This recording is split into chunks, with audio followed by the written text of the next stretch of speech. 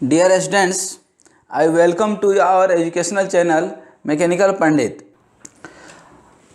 तो आज हम लोग स्ट्रेंथ ऑफ मटेरियल में एक important topic column and strut के ऊपर डिस्कस करेंगे। बेसिकली एक कॉलम और स्ट्रट होता क्या है, ठीक है ना, इसके ऊपर हम पूरा डिटेल एनालिसिस ही नहीं करेंगे बल्कि पढ़ेंगे। आइए देखते हैं। बेसिकली कॉलम और स्ट्रट का शेप कुछ इस तरह से होता है। जो घरों में आप देखते हैं बीम कौन सा, हॉरिजॉन्टल नहीं बल्कि वर्टिकल बीम, ये आपका वर्टिकल बीम है, ठीक है ना। इसी को हम लोग सिविल में जनरली कॉलम भी बोलते हैं, ठीक है। तो ये कॉलम और strut basically is defined as a member of structure which is subjected to axial compressive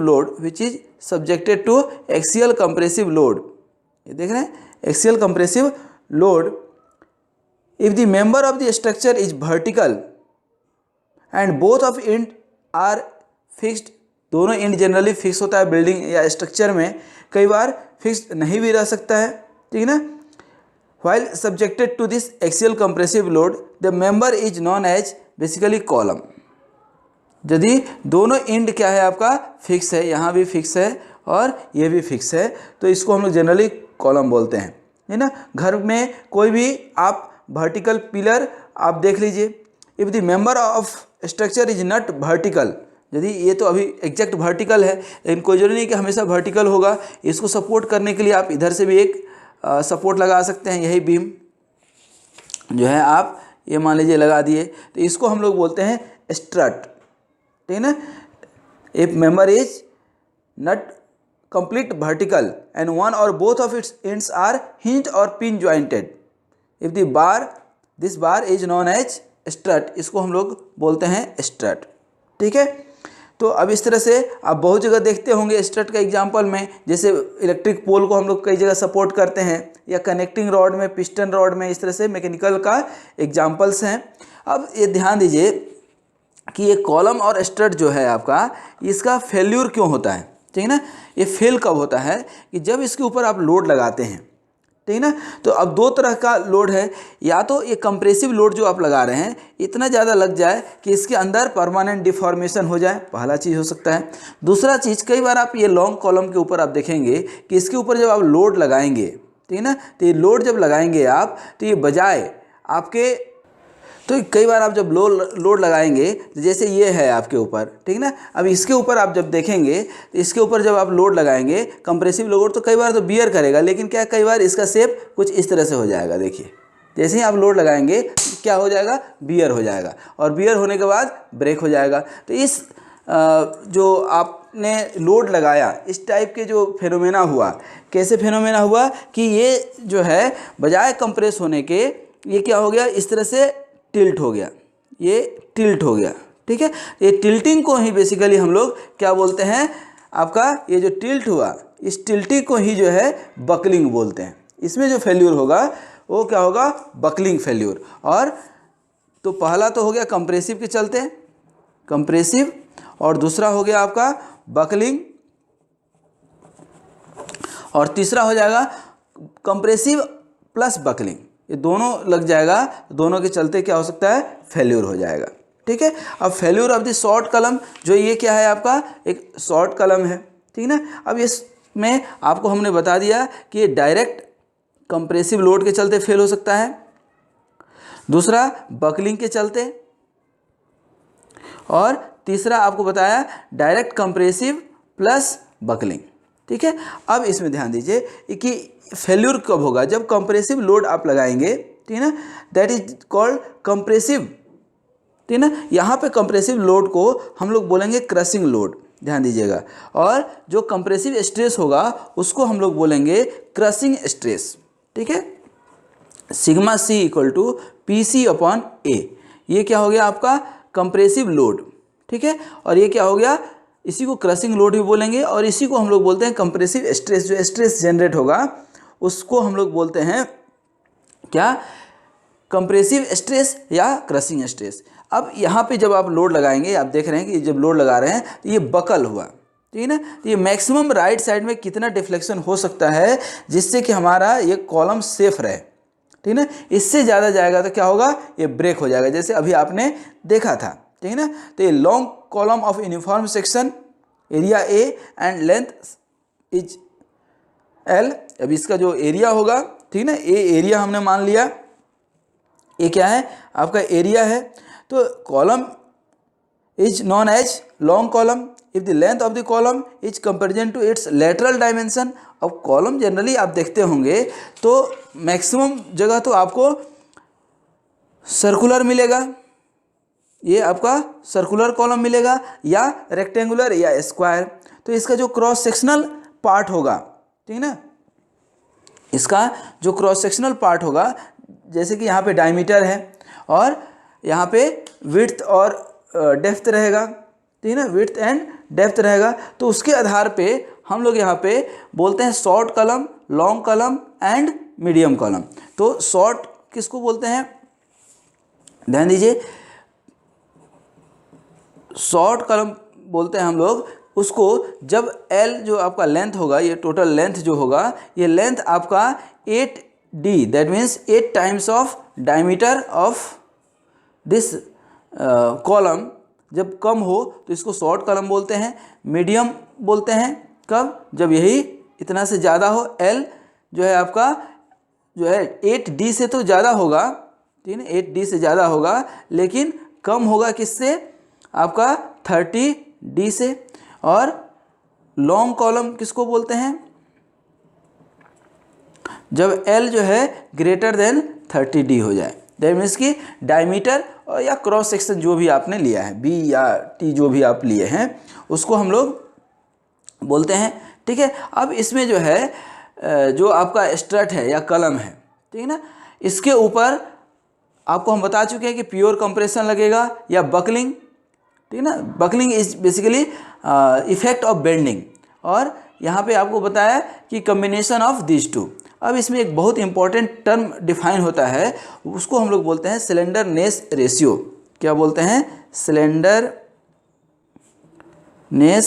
ratio, ठीक है ना, स्लेंडरनेस रेशियो।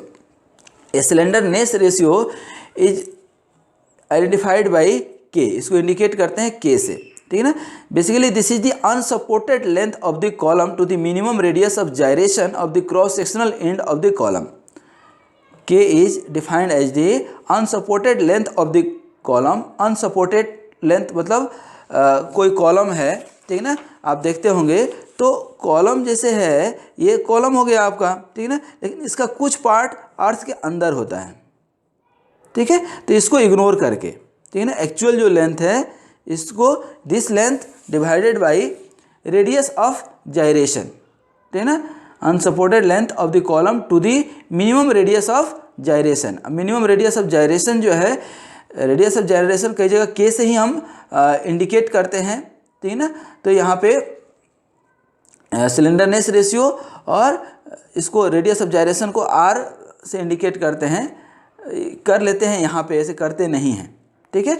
और ये आपका gyration of the cross sectional and of the column is called slenderness ratio. और इसमें एक आता है बकलिंग फैक्टर, ये जो इंपॉर्टेंट टर्म्स हैं उनको याद रखिएगा।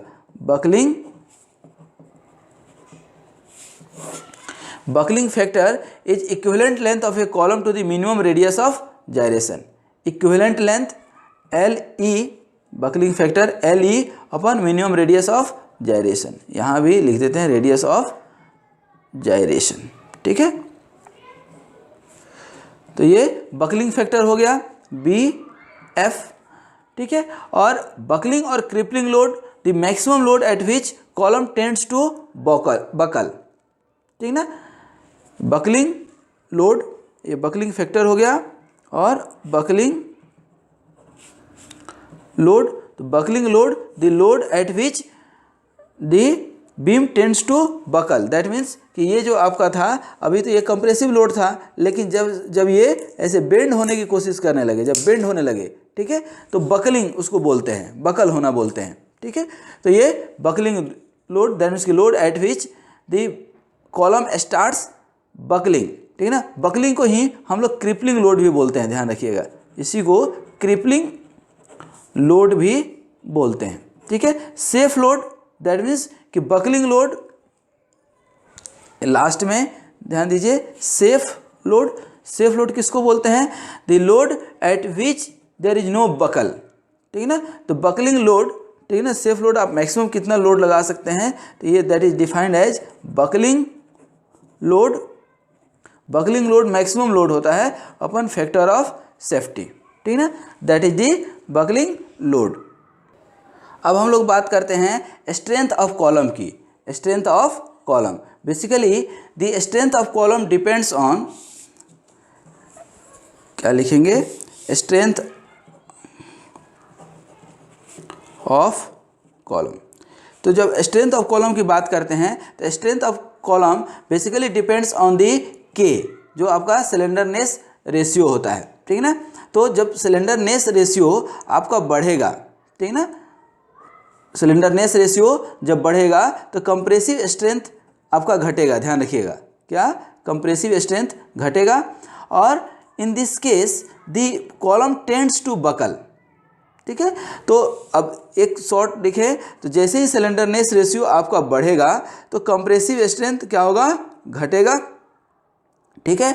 और बकलिंग की चांसेस क्या होगी, बढ़ेगी। बकलिंग दैट मीन्स कि ये बकल हो जाएगा, ठीक है, एक साइड से, ठीक है। और दूसरा, पहला तो आपका ये हो गया कि ये सिलेंडरनेस रेशियो, और दूसरा सबसे इंपॉर्टेंट होता है, दो ही होता है, और दोनों में आप ध्यान दीजिए, depends on end connection, depends on end connection. ये दोनों ही चीज़ हम लोग पढ़ेंगे कि यदि इंड कनेक्शन दोनों फिक्स है तो इसका बकल होने का चांसेस भी उतना ही कम होता है, ठीक है। तो अब बात आती है इंड कनेक्शन। तो ये अभी हम लोग सिलेंडरनेस रेशियो और बकलिंग लोड, ये सब चीज़ हम लोगों ने अभी देखा, ठीक है। आइए अब थोड़ा सा देखते हैं हम लोग about the end connection of column, ठीक है ना, कि किस तरह से इंड कनेक्शन हो सकता है, ठीक है। तो इंड कनेक्शन की जब बात करते हैं तो basically there are 4 types of end connection, there are 4 types of end connection, जो कि हम लोग पूरा डिटेल में पढ़ेंगे, ठीक है ना, बहुत ही डिटेल में पढ़ेंगे, ठीक है ना। तो इसमें जब कॉलम की बात करते हैं तो इसमें एक टर्म आता है इक्विवेलेंट लेंथ। इक्विवेलेंट लेंथ, इसको समझाने के बाद हम आगे बढ़ेंगे। इक्विवेलेंट लेंथ बेसिकली आपका distance between the adjacent point of inflection is called the equivalent length, और it is also called effective length of the column और सिंपल कॉलम लेंथ। जो कोई भी कॉलम में बाय डिफ़ॉल्ट जो लेंथ है उसी को हम लोग इक्विवेलेंट लेंथ बोलते हैं, ये ध्यान रखिएगा, ठीक है ना। जो आपको दिख रहा है, ठीक है ना, जो आपको दिख रहा है वही इक्विवेलेंट लेंथ है। बाद बाकी मैथमेटिकल कैलकुलेशन से जो भी आएगा उसको हम लोग देखेंगे, ठीक है। तो अभी तो इतना ही ध्यान रखिए कि the distance between adjacent point of inflection, यहाँ और यहाँ पे, ठीक है ना, कहीं कोई बेंडिंग नहीं है अभी आपका, सिंपल इस तरह से कुछ बेंडिंग है, ठीक है ना। तो सिंपल यहाँ लोड लग रहा है और ये लोड लग रहा है, ठीक है ना। तो that is equivalent length is the actual length, ठीक है ना। लेकिन ये एक्चुअल लेंथ हमेशा नहीं रहता, ये चेंज होता है, ठीक है ना। ये हम लोग जब लास्ट में पढ़ लेंगे तब हम आपको इक्विवेलेंट लेंथ और एक्चुअल लेंथ के बीच का रिलेशन बताएंगे, निकाल करके बताएंगे कि कैसे ये निकल रहा है, ठीक है। अब कंडीशन क्या क्या हो सकता है इंड कनेक्शन का, आप ध्यान दीजिए। पहला कंडीशन होता है दोस्त कि when one ends of the column are hinged और पिन्ड, दैट मीन्स कि एक जो है आपका हिंज क्या रहेगा, यहाँ पे ये हिंज या पिन रहेगा, ठीक है। तो यहाँ पे एक कंडीशन हो गया। दूसरा कंडीशन क्या होगा कि आपका सेकेंड कंडीशन क्या है कि one and fixed and other free, एक तो फिक्स है दूसरा फ्री है, इसके ऊपर लोड लगाएंगे तो ये क्या हो गया, बकल हो गया, ठीक है ना, बेंड हो गया इस तरह से, ठीक है। तीसरा कंडीशन क्या होता है आपका कि one end of the column is fixed and other ends are hinged, एक तो फिक्स है और दूसरा पिन्ड है या हिंज्ड है। ये बेंड तो हो सकता है लेकिन ये जो है पिन ज्वाइंटेड है तो ये छोड़ेगा नहीं, और ये फ्री वाले में क्या जो है ये फ्री था तो ये इधर भाग गया, ठीक है। और लास्ट जो कंडीशन है आपका कि when both ends of the columns are fixed, ठीक है। ये 4 कंडीशन है, चारों कंडीशन के लिए इक्विवेलेंट लेंथ अलग अलग निकलता है, ठीक है ना। एक्चुअल लेंथ जो आपको देखने से लगता है L, वो तो है ही, लेकिन इक्विवेलेंट लेंथ उतना नहीं होता है जितना आपको दिखता है, ठीक है। उसी तरह से एग्जांपल हम आपको बता रहे हैं, जैसे आप किसी मकान में कॉलम का लेंथ देख करके, ठीक है ना, कॉलम का लेंथ देख करके आप इसका ज़मीन के अंदर कितना है ये आप देख करके नहीं बता सकते हैं। You will need to calculate it mathematically, ठीक है ना। ये मैथमेटिकली जो है आपको निकालना पड़ेगा, ठीक है ना। जितना दिखता है उतना होता नहीं, हो सकता है जितना दिख रहा है एक्चुअल लेंथ उससे कम हो या ज़्यादा हो, ठीक है ना। दोनों कंडीशन आपका हो सकता है, इसलिए उसको इक्विवेलेंट लेंथ बोलते हैं, ठीक है। अब लास्ट में आपको थोड़ा सा हम एजम्पशंस बता करके और इस यूलर कंडीशंस के ऊपर हम लोग आएंगे, ठीक है। इसी लोड को ये भी ध्यान रखिएगा, क्रिपलिंग लोड भी बोल रहे थे, इसी को यूलर्स लोड भी बोलते हैं, ठीक है ना।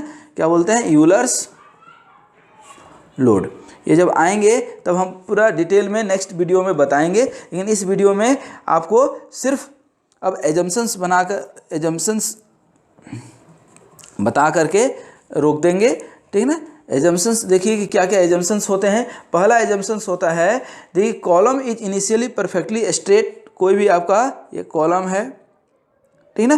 पहला कंडीशन ये है कि the column is initially perfectly straight and the load is applied axially. ये एज्यूम करके चलते हैं, एक्सिस में कोई इसेंट्रिक लोड नहीं है, जहाँ एक्सिस होगा वहीं पे लोड लगाएंगे, इधर उधर थोड़ा भी लगाएंगे तो क्या हो जाएगा? इसेंट्रिक लोडिंग, ठीक है। सेकेंड है कि the cross section of the column is uniformly through out. जो यहाँ क्रॉस सेक्शनल एरिया है वही क्रॉस सेक्शनल एरिया यहाँ भी है। थर्ड है कि the material is perfectly elastic, homogeneous, isotropic and obey Hooke's law of stress strain. That means strain is directly proportional to stress, ठीक है। The length of the column is very large. ये column का length इसके dimension से, जैसे यहाँ पे अभी विड्थ के कंपैरिजन में लेंथ यदि हम बात करें तो length is very very greater than this depth और विड्थ जो भी आप ले रहे हैं, ठीक है। उसके बाद 5th नंबर में आपका क्या है कि द डायरेक्ट स्ट्रेस, जो डायरेक्ट स्ट्रेस आप लगा रहे हैं is very small as compare to the bending stress, ठीक है। द कॉलम्स, छठा में, the columns will fail by buckling alone. हम लोग ये मान करके चलते हैं यहाँ पे कि बकलिंग में ही सिर्फ कॉलम फेल होगा, ठीक है। कॉलम जो है सिर्फ कहाँ फेल होगा? बकलिंग में। और लास्ट साध्वी का 7वां फेरा जिसको बोलते हैं कि self weight of the column is negligible. Self weight हम लोग नेग्लिजिबल मान करके चलते हैं, ठीक है ना। तो दोस्तों ये था हमारा कॉलम एंड स्ट्रट का इंट्रोडक्शन। अब नेक्स्ट उसमें जो है यूलर्स इक्वेशन निकालेंगे, यूलर्स लोड निकालेंगे, क्रिपलिंग लोड निकालेंगे, और आपको चारों कंडीशन जो हमने अभी डिस्कस किया था, ठीक है ना। कौन कौन सा कंडीशन था? आप पहला कंडीशन क्या था यहाँ पे?